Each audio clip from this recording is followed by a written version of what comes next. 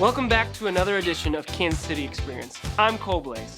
KCX provides a chance to highlight just a few of the segments from Kansas City PBS, Flatland, and 90.9 The Bridge that you might have missed. This month, we share a performance from Quixotic, part of our KC Perform series, as well as a song from Katie Gein and the Drive from the KC Bands Together virtual concert. It's abnormal, I know, all this living on the road. We've got so many places left to go. Well, I try to stay away, pay attention to the stakes. I let this rambling mind take a hold. We also go behind the scenes of the scripted horror podcast, The Elmwood Strain.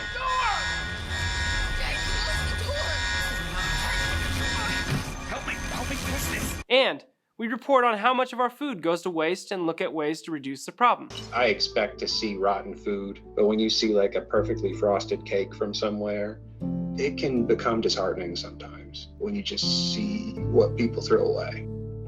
But we get started this month with a look at Park University project that aims to give proper recognition to World War I vets who were discriminated against based on race or religion. Obviously, we knew that there was some kind of racism or anti-Semitism, but we really didn't know the scope. These men, these heroes, have done actions that even today we see in combat that have been awarded the Medal of Honor, yet just because they were Black or Native American or Asian American or Jewish American, simply based on something so superficial, they didn't receive the honor that they deserve.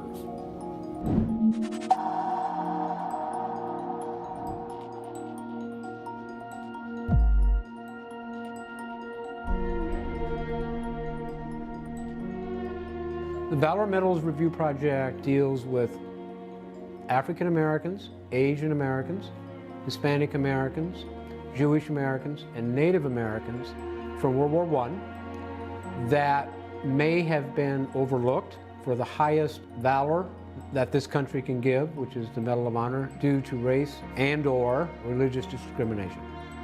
Although there's been systematic reviews of every other war, World War I has been left untouched. We ended up meeting with the World War I Centennial Commission and a number of other organizations in the country and decided we were going to perform one of the largest systematic reviews that the world has ever seen. Which is profound. It's never been done before. We have to meet modern day Medal of Honor standards, which is difficult for a war that happened 102 years ago. I had to find the longitude, the latitude, the weather, enemy provisions, various different things such as maps, geography, and individual movements, typically hour by hour if possible. And so in order to acquire that information, I had to dig through different documents, whether it's from the military itself or historical accounts, journals, letters, correspondence, military orders, so on and so forth. And I just kind of put together the story for each person. Were they crawling through the mud in the rain, through barbed wire while being shot at, and artillery blowing up around them, gas in the air, for each individual, so that they understand that it wasn't a small action, but it was significant, and that's why we're doing this. Most of my job is monitoring and finding individuals who qualify in the first place, tracking them down, getting a biographical sketch as to who they are so that we can get some information about unit and attachment info, and then tracking them through time. So the biggest part of my job is just finding people, where they went, where they ended up, and then seeing if there's anybody that's still alive that knew them. And if there is, we're lucky, and Dr. Westcott and I have the immense pleasure of speaking to them. What they recall about the individual, if they never knew them, what the family recalls about the individual. If they don't know anything at all, it's us informing them. Hey, here's who your great-grandfather or great-uncle was. We are so proud to be working with him in his service, and we want to tell you about him. I remember the first one I did was to a young lady in Pennsylvania. So I called her and told her who we were, what we were doing, and then asked her if she was related to this particular person. There was dead silence. And pretty soon all I heard was weeping. And I said to her, I said, ma'am, are you okay? And she said, we've waited 100 years for this phone call. This is important because these are some individuals that are some of the most wonderful men we have ever read about and have ever done any work on, and yet their name does not remain in the history books along with other individuals. Nobody ever knew what they did and why they deserve more credit than they actually got. Valor never expires, and our support for veterans should never expire. This year has been extremely challenging for not only Quixotic, but other performing arts communities and companies, and we can all use your support. There's a lot of people behind the scenes that also are impacted by this, and all of our wishes right now is just to move forward, stay positive, and just continue to create in the best of our abilities in these challenging times.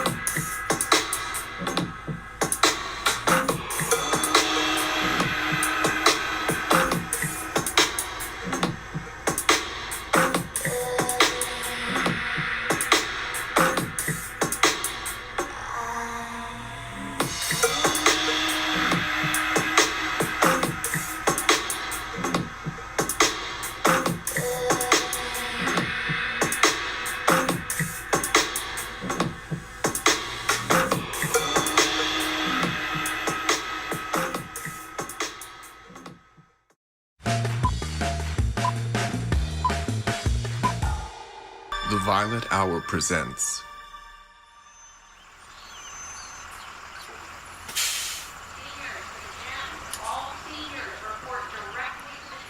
It's part horror, part thriller, part mystery. It's about a woman who flees her hometown after a violent tragedy. And when she's finally forced to return about a decade later, She realizes that the long-term effects of that violence have changed the town forever, almost consumed it, and that the people that she left behind are also changed in a really scary way. They're hooked on a new psychedelic drug with psychotic side effects, and they have an issue with her leaving, and now that she's back, they're not going to let her leave again. Here's to us, to our reunion. It's been a long time coming. Hey, Paige, can I ask you something? Yeah, of course. Where's your necklace? My what? Your necklace. I'm wearing my half. See, for our reunion, here's the forever. And you had the friends, remember? So Violet Hour Media is a premium horror scripted podcast network. And basically that means that we are delivering really high quality immersive fiction podcasts. And they're all in the horror space. And I'll start off by saying that I am just a huge fan of the horror genre. I have been for a long, long time. So my previous role, I was in the corporate strategy and development group at Warner Brothers. And luckily I had the opportunity to work with lots and lots of our horror properties. So I was working on horror for the studio, from film, TV, games, and everything in between. And I also started supervising Warner Brothers podcast market entry. So how can the studio play in the space? Once I got really involved in podcasting, I became just aware of what an incredible opportunity it is, both from a business perspective and from a storytelling perspective. And one of the things I like the most about it is it gives an opportunity to tell stories that you might not ever be able to get through just film or TV. And Rachel's story is an incredible example of that. We're really hoping to differentiate by bringing a really thorough process for going through the script and development, just like you would at a studio. And then similarly for getting incredible quality actors and working with talented filmmakers who can capture those performances. And then finally in post-production with CJ, adding that really professional, kind of an immersive binaural audio experience. And I'm finding that most podcasts aren't quite doing that up to the level that we are. And that's what I hope will be our calling card. I really want the Violet Hour to be synonymous with just premium quality horror. It's coming. Close the door!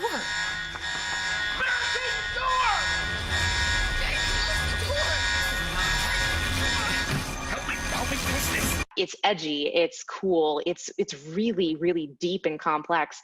And something like that might take quite a while to make it through the traditional studio ecosystem. So one of the things I'm really proud of is giving opportunities for great stories like this and great writers like Rachel to shine and come to light. Hey, the trees. How do they look? Dead. Because they are. Every last one of them. Welcome back, Sabertooths. It's amazing, right? It's still our Elmwood High, Paige. Listen, I don't know if I can do this. I feel sick. This is what you came for, isn't it? As a director directing in this medium, it's really interesting to just completely take away the visual. And as a filmmaker, it's even, and another interesting challenge. It's like Luke Skywalker, putting on the blast shield to learn how to, fight with a lightsaber. And you have to kind of work different muscles. And so I found myself directing the actors in different ways. And, you kind of have to create an environment in which actors who are creating separately all sound like they're in the same room. And we just, in cast all of our leads, every single, our leads are either in Kansas City. So it's Sarah McGuire, Matt Rapport, Alice Pollock, and Tim Robinson. And they're either in Kansas City or they're from Kansas City or they have a connection to Kansas City. It was not by design. It just happened. And, we make cool stuff here. I mean, I don't know what to tell you. We have cool lives. We make cool stuff. That's it. Here, Jed, gimme. Dearest Paige, please accept this sacred herb infused with my gratitude. I love you too, baby boy. Actually, every single person involved on the talent side, on the every single actor that we have in the show is just overachieving in regard to their performances. And what I really was trying to go for is something that transcended traditional radio drama, and also, to be honest with you, transcended most scripted podcasts.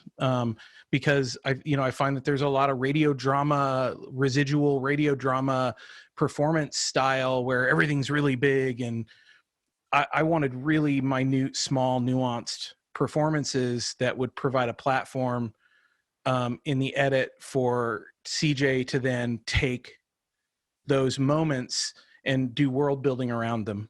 We've been waiting for you. It's time to start the show. I'm, as sound designer, once I have that world built in VR, I am now controlling what you're looking. So I got my hand on the back of your head going like this, you know. And You said you were ready. I am.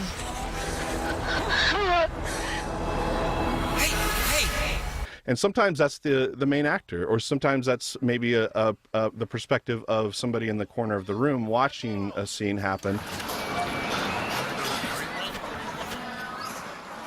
That tree's as good as dead. Dutch elm disease. So, take care of it. Or the the antagonist, or whoever it is. And that's a real fun part of this, and it's addicting. Focus, Paige. There's murder, and then there's sacrifice. And the correlation between causing emotion, so if I cause fear or if I cause love or whatever it is, whatever emotion that I'm causing, you're correlating that emotion with your personal experience. Let me out, please. Hey, I am trying to explain a miracle.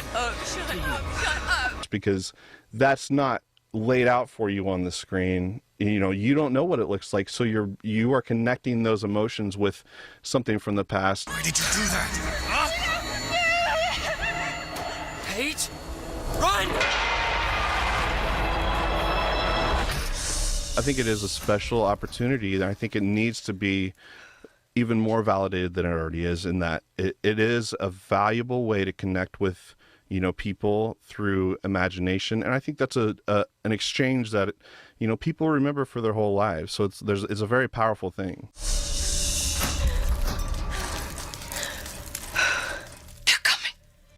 When we look at it in the US, we have about as much food waste to fill the Rose Bowl in Pasadena every single day. When food is thrown into your trash that ends up in the landfill, it ends up producing methane. There are different studies showing how harmful it is, but it's around 28 times worse than carbon dioxide.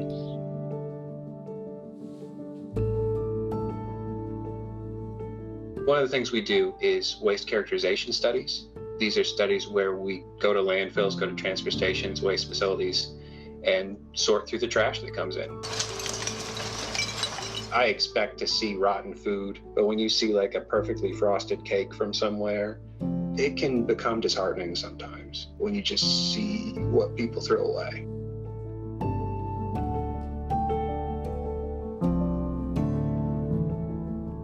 20-25% of your waste stream coming in as food is a lot. Once it's in the waste stream, there's nothing to do to feed people with it.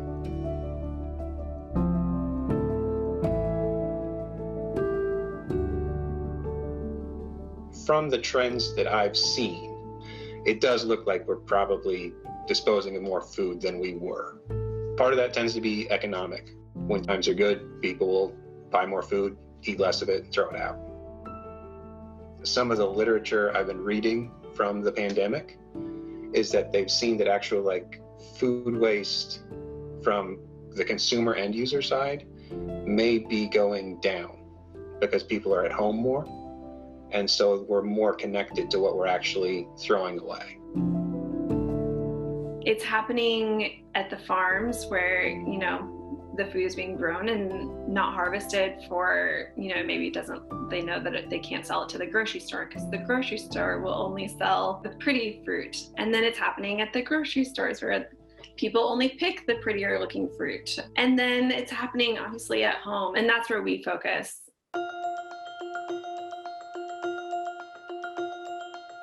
We are out every day collecting food scraps from households. So people will put out their trash, their recycling, and then you have your little compost bucket.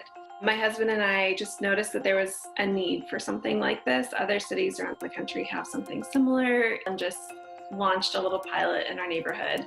We're now all across the metro and have about 1,200 customers. We're collecting hundreds and hundreds of pounds every day.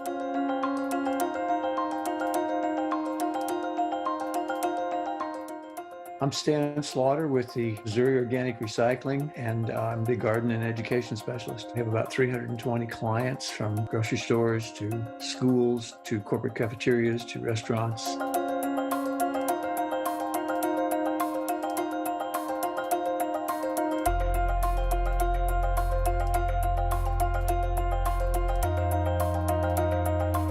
composting is a bacterial process.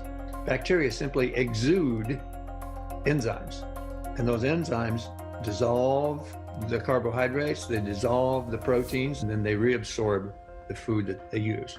Well, that's a very, very primitive and sloppy process, but plant life eats it rapidly. If you can imagine, it has every mineral in the world to rebuild everything that the plants need. I get choked up about it because it's providing this incredibly valuable service for the whole community. Collectively, we all eat and we all contribute. It's just a matter of kind of our society growing up. It's absolutely a systemic issue. I mean, there's a lot a person can do, we can do as individuals. The bigger areas of food waste are in the supply chain, are in commercial preparation, are in getting it from A to B, spoilage. A person can't compete with that amount of waste. I think we have the capabilities to compost all this food waste. Do I think we should be? No. I definitely think we're producing too much, and I think we're buying too much. We stock our fridges and then only use, a partial amount of that. We're not really planning our meals. And I think composting with us in general is a really good start. You have all of your food waste in this 1 5-gallon bucket and you start to realize, oh my gosh, this is what I'm producing every week. And we know that some people just aren't there yet. Some people just aren't quite ready to pay for a service to take their food away. And that's okay. We hope to just continue to put information out there on why it's important, and hopefully someday we'll change their minds.